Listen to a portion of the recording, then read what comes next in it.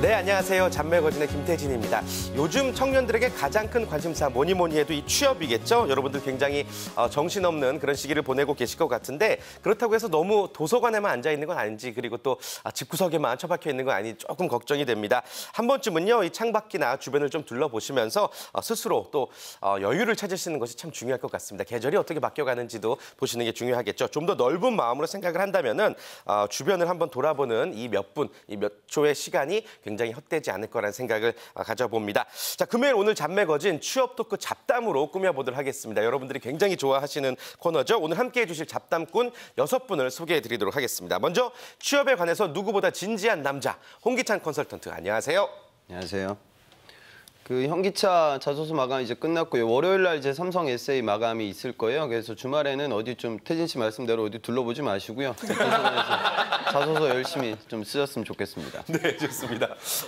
너무 진지하셔서 깜짝 놀랐습니다. 예, 오늘만큼은 주말만큼은 절대 둘러보지 마시고 공부하시길 바라겠습니다. 오프닝 다시 수정하겠습니다. 자, 이어서 우리 취업 준비생들에게 편안한 형이 돼주고픈 남자 정주원 컨설턴트. 안녕하세요. 네, 안녕하십니까. 요즘에 정말 그 자소서 같이 쓰느라 힘든데요. 여러분들 되게 많이 실수하시는 게 자소서 항목을 계속 읽어보지 않으시고 본인이 쓰고 싶은 말씀을 되게 많이 하더라고요. 좀 부탁드리고 싶은 거는 자소서 항목을 읽고 또 읽어가지고 그 사람들이 인사부가 무엇을 듣고 싶어서 이런 항목을 넣는가 좀 많이 고민해보셨으면 합니다. 정주원입니다. 네, 반갑습니다. 네. 계속해서 재미있으면서도 합리적인 멘토 원조 뇌생남 이시안 대표님. 안녕하세요. 네, 안녕하세요. 다 자소서 얘기를 하셔서 저는 안 하고 싶었는데 네.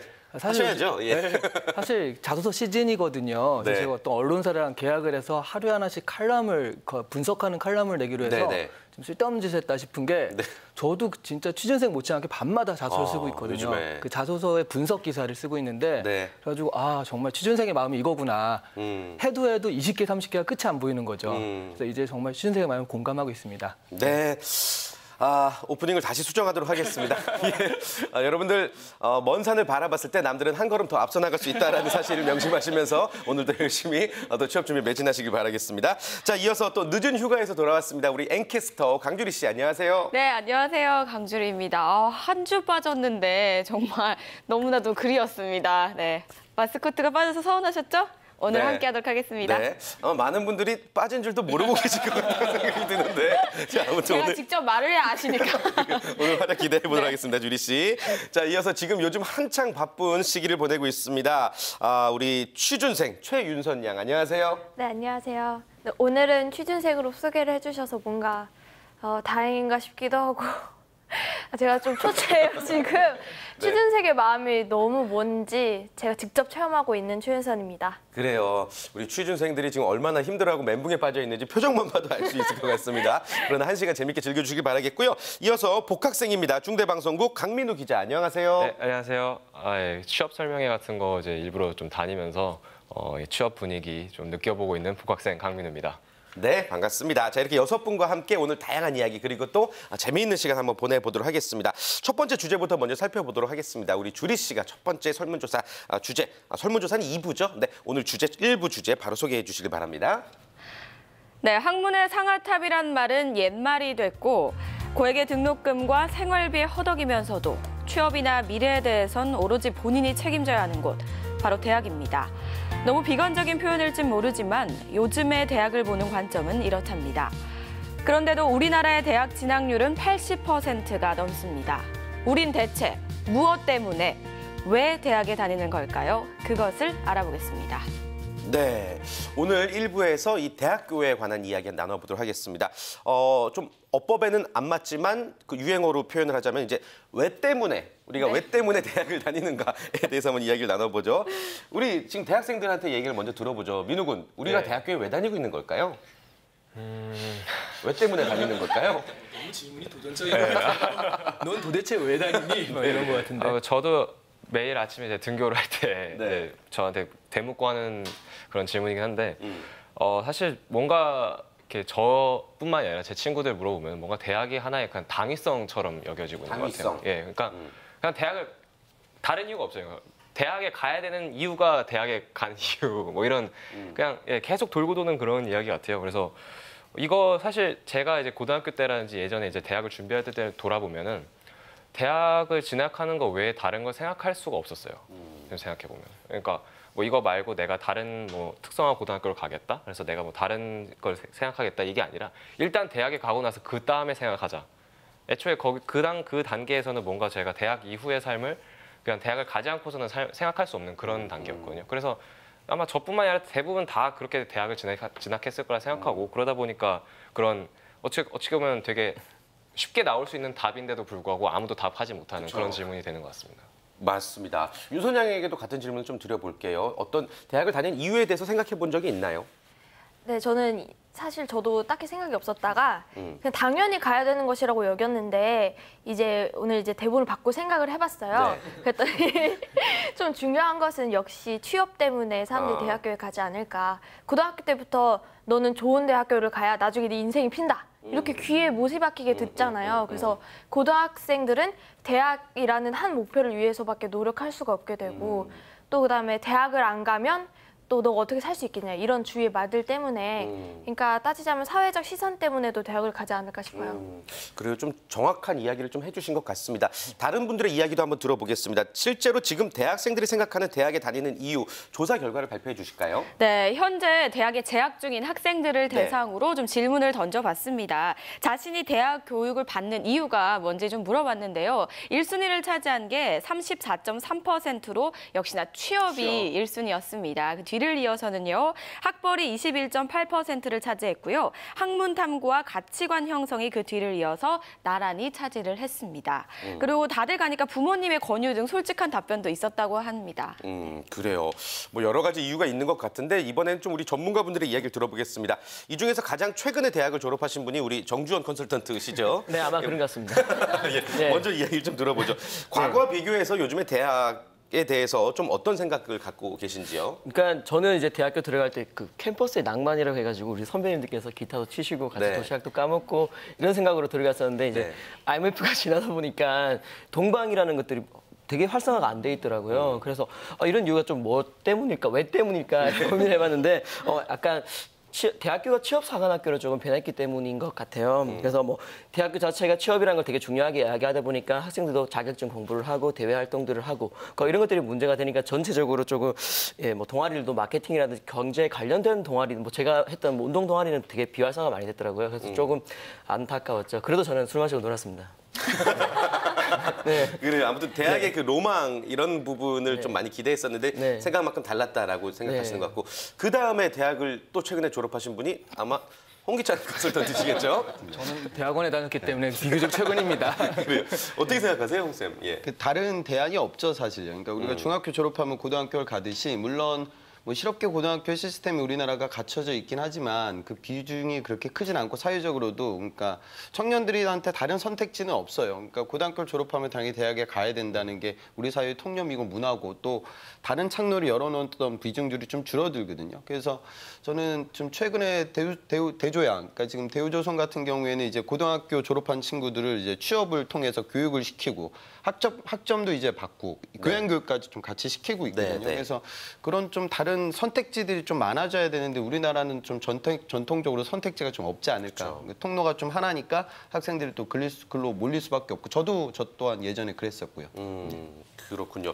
이시안 대표님 의견 어떠세요? 아주 예전과 이제 생각해 봤을 때 요즘에 비교적 최근과 생각해 보면 근데 여기 지금 그 취준생들이 뽑은 1위 취업은 제가 살짝 동의할 수 없는 게 사실 그냥 취업이 아니거든요. 좋은 곳의 취업. 네, 이런 걸 전제로 하기 때문에 대학이 필요하다라고 생각을 하는 건데 요즘은 대학이 그걸 또 보증하는 것도 아니니까요. 예전에는 진짜 뭐 그냥 저희 뒤에 얘기긴 하지만 그 남자셋 여자셋이라는 시트콤 그런 게 있었잖아요. 아, 전 잘 모르겠는데요.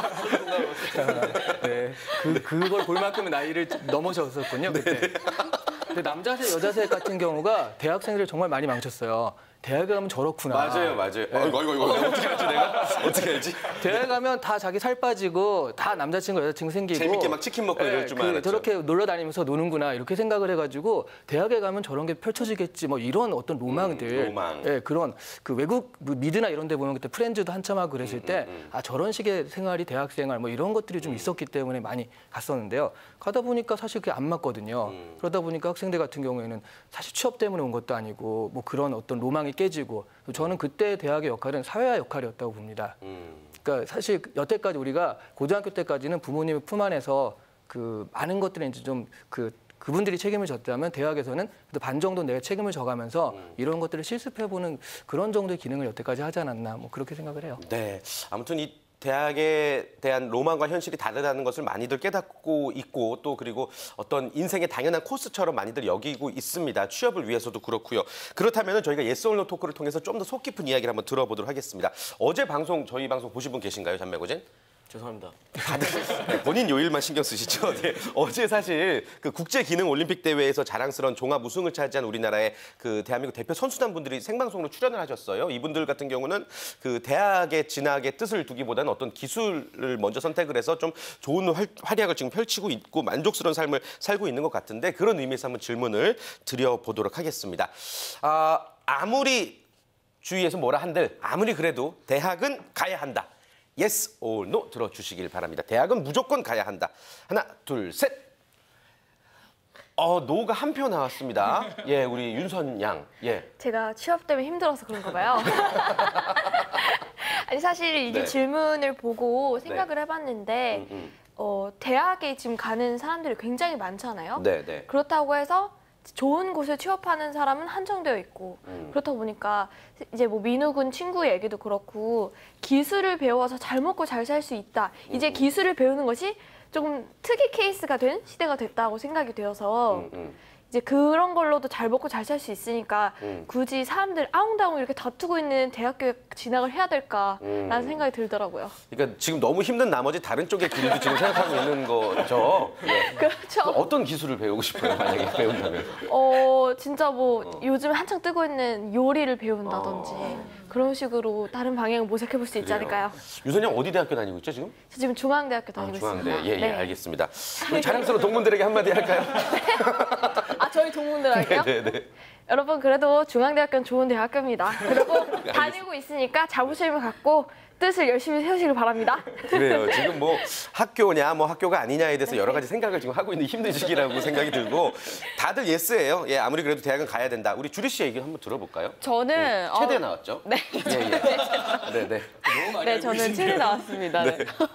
근데 저는 아직까지는 대학을 가야 된다는 생각이 드는 게 앞서서 저희가 첫 질문이 대학을 왜 가야 되는 걸까 얘기를 했었잖아요. 전 자존심 때문이라고 생각을 하거든요. 자존심. 부모님 자존심, 내 자존심 이렇게 생각을 하거든요. 그래서 뭐 저희 다음 세대나 저희보다 조금 어린 친구들은 윤선 양 말대로 기술을 익힌다면 자신만의 특화된 기술이 있다면 상관이 없겠지만요. 그렇지 않는 이상은 대학을 나오면 솔직하게 말해서 조금 안 좋은 대학이 만족스럽지 못한 대학이어도 본인이 정신을 깨우치면 편입을 또 할 수 있잖아요. 좋은 대학에. 그러니까 일단은 가고 본다면 더욱더 큰 가능성이 열려 있지 않을까라는 생각으로 아직까지는 대학을 가야 된다라고 생각을 합니다. 가야 된다. 네. 저는 저기에 대해서 굉장히 그러니까 저는 대학을 가야 된다는 주의인데 다른 대안이 뭐 기술이 있다 뭐 이렇게 얘기를 하는데 그러니까 아니 뭐 꼭 좋은 대학에 가야 돼 그런 기술을 익혀가지고 이렇게라고 많은 분들이 얘기를 하잖아요. 그런 부분에 대해서 왜냐하면 자기 자식한테는 그렇게 얘기하지 않거든요. 자기 자식한테는 야 대학은 가야지라고 하고 남의 자식일 때 이런 부분이 있습니다 이렇게 얘기를 하거든요.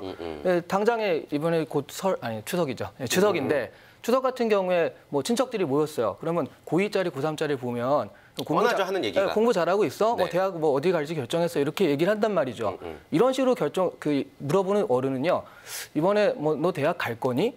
대학 가서 뭐 할 거니? 이렇게 물어보는 어른은 없어요. 그러니까 고등학생이면 당연히 대학에 진학한다라는 것들이 사회적 어떤 통념이라면 그런 통념 있는 사회에서 내가 대학을 안 나오고 버둥버둥하는 것들은 굉장히 힘겨움을 어떤 담보로 하는 일들이거든요. 그러니까 하고 싶은 일이 있으면 대학이라는 것들을 좀 가지고서 그리고 그 노력들을 하면은 좀 더 자신이 하고 싶은 일을 성취할 수 있지 않을까. 너무나 그런 통념들이 있기 때문에 쉽사리 깨기는 어려울 것 같아요. 아무튼 가야 한다. 네네. 좋습니다. 정종 컨설턴트 우리 법학과를 졸업하셨죠? 네, 뭐 예. 졸업은 다행히 했었는데요. 네. 그 예스 하니까 뭐 장거리가 생각이 나는데 아까 네. 대표님께서 말씀하시던 거 되게 같은 것 같습니다. 이상은 안 가도 된다고 이야기하고 싶습니다. 뭐 기술이 더 중요하다 이렇게 이야기하고 싶은데 아직까지 현실은 그런 부분들은 약간 시기상조인 것 같고요. 현실적인 면에서. 네, 현실적인 예. 부분에서는 조금 문제가 있는 것 같고요.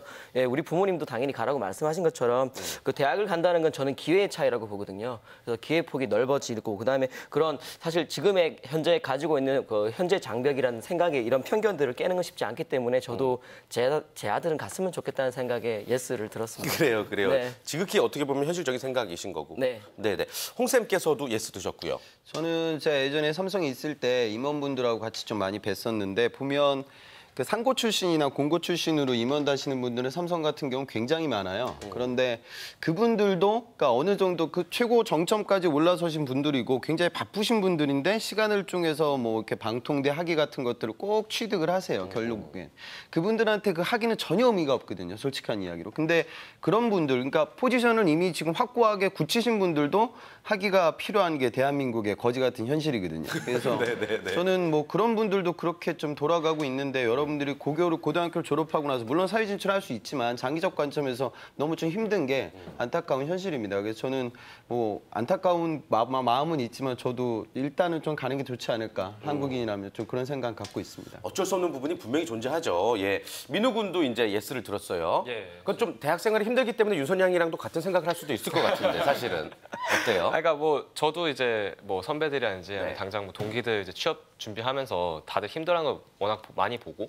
또 이제 중고등학교 때 저와 좀 진로를 다르게 삼아서 이제 뭐 좀 이렇게 아까 기능 올림픽 대회 가신 분들처럼 뭐 기술을 익혀가지고 취직이 정말 잘 되고 지금도 고소득을 하고 있는 친구들도 있지만 아까 방금 홍기찬 선생님께서 말씀하신 것처럼 그게 굉장히 우리 사회에 좀 만연한 것 같아요. 그러니까 일단 그 친구들이랑도 최근에 몇 번 만나가지고 얘기를 해봤는데 진짜 뭐 흔히 해서 야간 대학이라고 하잖아요. 이제 그런 것도 이제 막 가려고 한다고 하더라고요. 그러니까 그렇게 학위라도 따야 된다. 이제 그거 아니고선 자기가 어느 정도 올라가는데 한계가 있고 또 사람들이 자기를 이제 좀 인정해 주는데 좀 뭔가 자꾸 깔보는 것 같고 그러니까 그런 게 있어서 물론 요즘 많이 되게 정부 지원도 커지고 그러고 있지만은 아직까지는 그래도 우리나라에서는 대학을 가야 좀 뭐가 되더라도 예. 그러니까 우리나라의 인식 자체가 대학에 가서 무엇을 한다가 아니라 대학에 간다.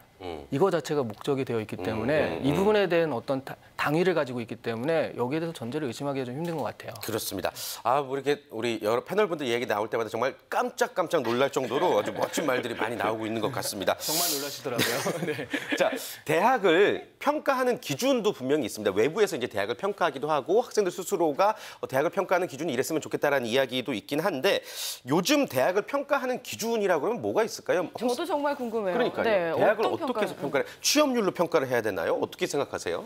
제가 요즘에 이제 대학 취업센터랑 일들을 좀 많이 네네네. 해서 그런데 일단 첫 번째는 가장 대학에서 신경을 쓰는 건 그 취업률이에요. 취업률. 네. 그게 왜냐하면 다른 것들도 되게 중요하거든요. 대학 평가의 그 요소들이 이제 평가하는 기관마다 조금씩 다릅니다. 그래가지고 좀 다 다르긴 한데 주로 이제 교수 충원율이라든가 아니면 교수들의 어떤 논문 발표율 이런 것들이 좀 들어가거든요. 근데 사실 대학 입장에서는 교수 충원율이야 최대한 하려고 하지만 한계가 굉장히 있는 그런 것들이고 근데 논문은 많이 쓰시라고 많이 밀어는 드리지만 교수님도 해야 되는 거잖아요. 대학에서 나서가지고 이걸 좀 지표를 바로 계산할 수 있는 게 취업률이다 보니까 굉장히 많은 대학들이 그 취업률에 많이 좀 목숨을 걸고 취업률 높이기 위해서 여러 가지 것들을 하고 있거든요. 그래서 일단 그 취업률이 왔다 갔다 하면서 대학 평가에 좀 큰 어떤 비중을 차지하고 있다 이렇게 말씀드릴 수가 있겠네요. 그렇군요. 근데 이제 사실은 대학은 그냥 공부하는 학문하는 기관인 거잖아요. 근데 이런 것들을 이제 어떤 취업률이나 어떤 다른 기준으로 평가를 하는 게 맞느냐라는 생각도 들긴 합니다.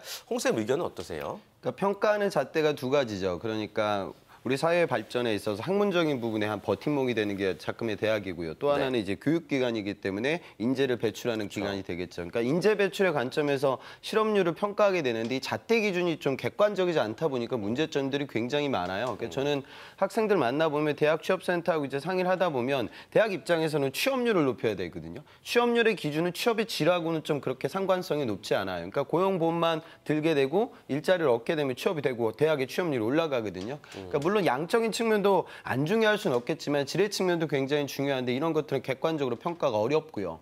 그리고 이제 논문이라는 것도 뭐 이공계 이쪽에서 논문이 좀 많이 나오고 있는데 논문의 질적인 부분보다 좀 양적인 부분 뭐 이런 것들이 되다 보니까 폐해도 굉장히 좀 많아지고 있어요. 그래서 저는 우리 사회에서 대학 평가 지금 대학이 너무 많은 건 현실이거든요. 줄이기 위한 구조 조정이 분명히 있어야 될 거예요. 그런데 그 평가 기준을 너무 이렇게 좀 단순한 잣대로 적용시키게 되면 피해를 보는 분들은 이제 결국 학생들이 되지 않을까 뭐 그런 생각을 좀 개인적으로 갖고 있습니다. 네. 제가 대학 입장에서 좀 말씀을 드리자면 제가 가령 그 개건 교수로 지금 8년째 하는 대학이 있거든요. 전주대요. 너무 많이 알고 계신데요. 네. 근데 예전이랑 8년 전이랑 지금이랑 너무 수업할 때 너무 차이가 나요. 그때는 사실 제가 휴강합시다 그러면 휴강을 하는 거였거든요. 지금 휴강 한 번 하려면 계속 그 허락받아야 되고 뭐 해야 되고 그 출석 체크도 예전에 하나하나 이렇게 하는 건데 지금은 핸드폰 가져가서 딱 키면 블루투스로 이 출석이 체크가 돼요. 그러니까 이게 다 뭐냐면 수업이 제대로 이루어지고 있는지를 대학에서 감시하고 지금 하는 거거든요. 그러니까 우리 흔히들 어떤 것들을 할 때 취업률만 신경 쓴다라고 하는데 그렇지 않고 교육의 질이라든가 이런 거 제대로 이루어지고 있는지 교수들이 하고 있는지에 대해서 대학도 굉장히 많이 신경을 쓰고 그런 부분을 높이려고 노력을 하고 있단 말이죠. 근데 문제는 말하자면 그러면 그 수업의 내용이 얼마나 좋은가 이거는 좀 힘들다는 거죠. 객관적인 지표로 그 수업이 이 시간에 이루어지고 애들이 많이 참석했는지 그런 것들을 가지고 대학에서는 계속 좀 지표를 높이려고 하는데 그런 부분들은 좀 안타깝지만 취업률만 뭐 이렇게 계속 하고 있다. 거기에만 모든 신경을 쓰고 있고 학문의 전당이 학문에 대해서 안 하고 있다라는 건 굉장히 오해가 같고요. 이런 식으로 학문이 이루어질 수 있도록 굉장히 대학도 노력을 많이 하고 있다. 자체적으로 노력도 많이 하고 있다. 이렇게 말씀드리고 싶네요. 네. 정주영 컨설턴트 의견도 한번 들어볼까요? 네, 뭐 제가 조금 알아봤더니 뭐 교육부에서 60개 지표를 이렇게 중심으로 평가를 한다고 하더라고요. 뭐 네. 첫 번째는 뭐 교육 여건, 그다음에 학사 관리, 학생 지원, 교육 성과 이렇게 이렇게 하던데 그것 말고 동아일보에서 또 다른 걸 이렇게 지표로 내는 거에 있던데 좀 재밌더라고요. 뭐 취업이랑 창업을 학생들에게 얼마만큼 많이 도움을 주고 있는가. 그다음에 입학할 때 잠재력, 그다음에 학업 능력이 졸업할 때 얼마나 변화가 있는가, 얼마나 배가가 되었는가 이런 걸 많이 보던데 저는 이런 지표가 좀 많이 발생했으면 좋겠습니다. 학생들의 미래 가치를 얼마나 많이 도움을 줬는가 이런 쪽으로 많이 봤으면 좋겠습니다. 네, 좋습니다. 최근에 그 대학 구조 개혁 평가에서 이제 몇몇 대학이 낙제점을 받는 일도 있었는데 과연 학문을 하는 대학에 대해서 외부의 평가가 필요한지 우리 학생들의 이야기도 한번 좀 들어보죠. 일단 설문조사 결과를 한번 좀 살펴볼까요? 대학에 대한 외부 기관의 평가가 필요하다라고 응답한 학생이 얼마나 되나요? 네, 외부 기관의 평가가 왜 필요한가 대학생들에게 한번 또 물어봤습니다. 응답자의 절반이 넘는 53.9%가 필요하다는 대답을 내놓았는데요. 절반. 또 필요 없다가 19.6%를 차지를 했습니다. 약간은 예상과는 다른 결과였던 것 같습니다. 그래요? 네. 학생들 입장에서 네. 대학에 대한 평가가 필요하다고 보세요, 민욱은 어때요? 그러니까 뭐 이제 외부에 이제 자극이 있어서 자정 작용이 이제 좀 이루어지고 있지 않은 대학 내에서의 뭐 그런 뭐 학업적 성취라든지 아니면 뭐 이제 교원이라든지 그 좀 노력 그런 거를 높일 수 있다는 의미에서는 좋은데 사실 저는 이 대학 평가 자체도 좀 불만을 가지고 있어요. 그래서 그러니까 이게 대부분 이제 뭐 여러 가지 지표가 굉장히 많고 뭐 기관마다 다 측정하는 게 다르긴 한데 대부분 얘기하는 게 취업률, 그다음에 논문 수, 국제화 지수, 그다음에 뭐 한 고시 그 합격률 이런 거거든요. 근데 이게 뭐 이렇게 장기적으로 보고 이제 대학을 평가하겠다. 그래서 뭐 하면 상관이 없는데 매년마다 순위를 발표해요. 그래서 이게 뭐 어떻게 됐고 이거를 무슨 게임하듯이 이렇게 계속 발표를 한단 말이죠. 그러면 대학들은 거기서 압박을 느끼고 이거를 이제 당장 사실 교육은 100년 대계라고 하는데 이거를 당장 매년마다 자신의 그 대학의 지수를 올리고 하려면은 어쩔 수 없이 그 흔히 얘기하는 쭉 꼼수를 써야 돼요. 그러면 이게 대부분 되는 게 뭐예요? 취업률을 높여야 된다. 그러면은 당장 갑자기 취업이 안 되고 있는 학생들을 어디다 취업시킬 수는 없잖아요. 그럼 어떻게 하냐면 학교에서 취업을 시켜요. 그러니까 조교라든지 뭐 그런 거를 학교에서 그냥 장학금을 주고 취업 형태로 돌리는 거예요. 그러면 당연히 취업률이 올라가죠. 근데 그거 다 계약직이잖아요. 1년 뒤면 다들 그만두고 다른 취업 자리를 알아봐야 된단 말이에요. 실질적인 취업이 아닌 거죠. 그렇죠. 예. 그리고 논문수 같은 경우는 이제 교수님들 이제 이렇게 뭐 평가해가지고 이제 안 되면은 이제 뭐 당장 재임용이 안 되니까 써야 되는 거. 그러면 사실 질에 대해서는 논문을 또 길게 보고 막 써야 되는 학과도 되게 다양하잖아요. 근데 그것도 모르죠. 국제화 지수 같은 거 높이려고 하는데 중국 학생들만 엄청 데려와요. 운동권인가요? 약간? 아니, 제가 이제 학교 방송국에 있다 보니까 그쪽을 이제 많이 접하는데 예. 예를 들어서 이제 서울권 대학에 사실 우리나라 학생들이 진학하려면 굉장히 힘든 과정을 거쳐야 되잖아요. 뭐 학생부도 그렇고 뭐 자소서도 그렇고 엄청 준비를 해야 되는데 중국 학생들이 들어오려고 하면 한국어 자격증만 있으면 돼요. 한국어만 할 줄 알면은 그냥 학교에 와서 4년 동안 그걸 들을 수 있는 거예요. 그러니까 지금 학교 가면은 복학하고 나서 느낀 게 중국 학생이 정말 많아요. 저야 이제 과가 그쪽이니까 좋죠. 저야 이제 어디 가든 그냥 이렇게 제가 이게 정말 국제화되고 있구나 느낌이 들긴 하는데 좀 근데 수업의 질에 있어서는 좀 문제가 있는 거죠. 좋은 이야기 해주셨습니다.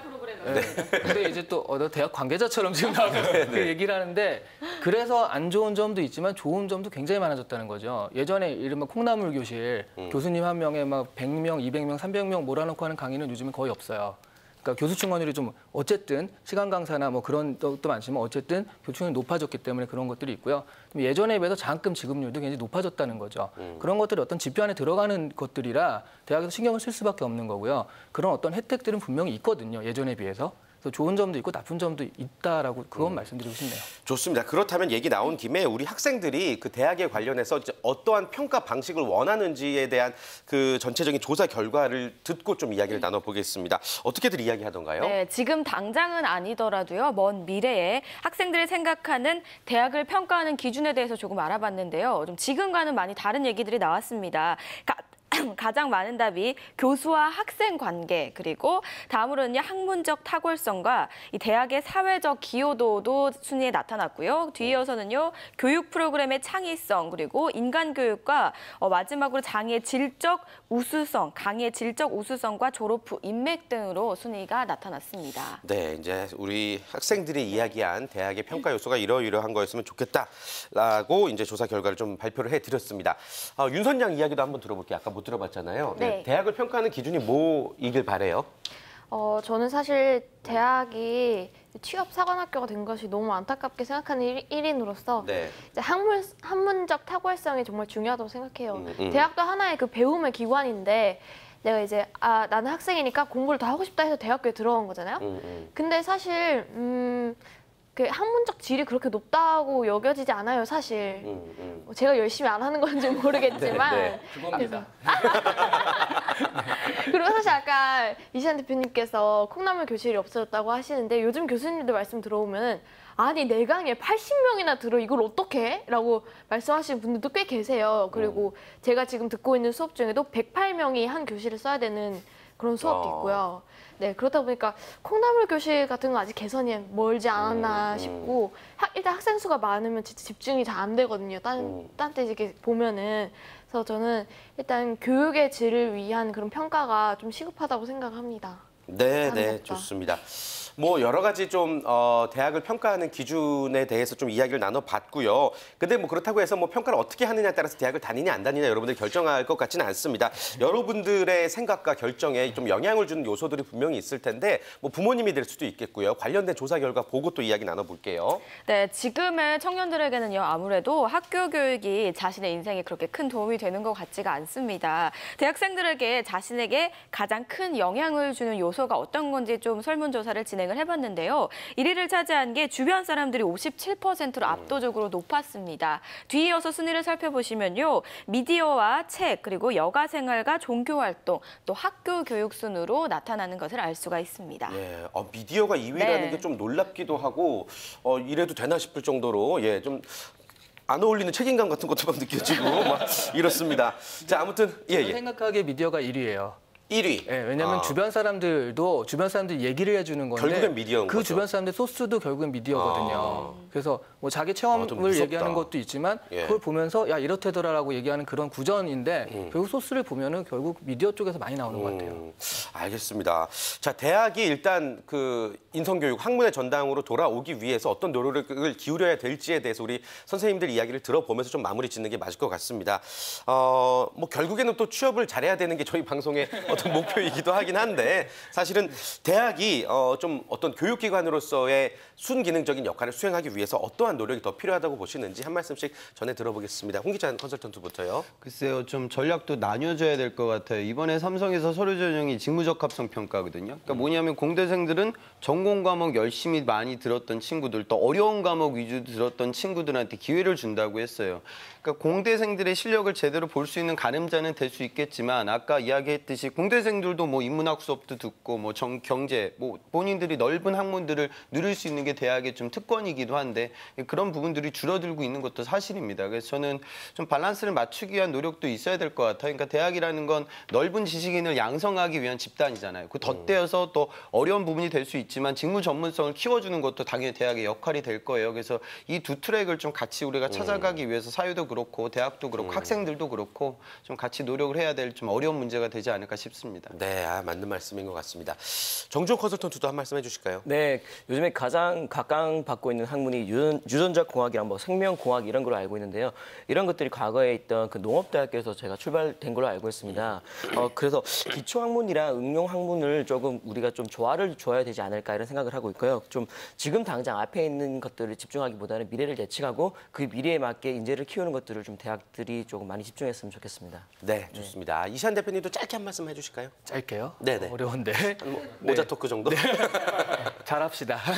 예. 아니, 그 인성교육 같은 것들은 결국 1대1 대면에서 많이 오잖아요. 교수님과 많이 만날 수 있는 기회가 없기 때문에 그 수업이나 이런 것들을 가능한 좀 줄여서 한 교수님이 한 10명, 20명 정도만 상대할 수 있는 그런 정도의 것을 자꾸 하다 보면 교수님도 좀 더 많이 신경을 쓸 수 있고 교수님과 1대1 관계가 형성되기 때문에 인성적인 부분도 영향을 많이 받을 수 있기 때문에 네. 저는 일단 그런 그 수업에 있어서 좀 많은 사람들이 듣는 그런 것들을 좀 많이 없애려고 노력을 해야 된다라고 봅니다. 네, 어떤 노력이 필요한지에 대해서 이렇게 또 정리를 해봤습니다. 자, 취업 토크 잡담 1부는 여기서 마무리하도록 하겠고요. 잠시 후 2부에서 우리 사회의 다양한 각종 이슈로 이야기 나눠보는 시간, 이슈 토크 이어가 보도록 하겠습니다. 저희는요, 잠시 후 2부에 다시